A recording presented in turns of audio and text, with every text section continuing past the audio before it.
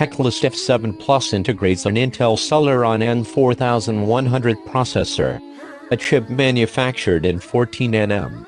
That includes 4 processors capable of reaching the 2.40 GHz maximum speed, and that incorporates an Intel UHD Graphics 600 with 12 EU GPU that is capable of playing video up to resolution 4K 60 FPS in H.265 HDR format, has 8GB of DDR3 RAM and M.2 SSD with 128GB. Teclast F7 Plus, the 14-inch screen with 1920x1080 resolution with rounded edges 2.5D. That will integrate a front camera with only 2 megapixels.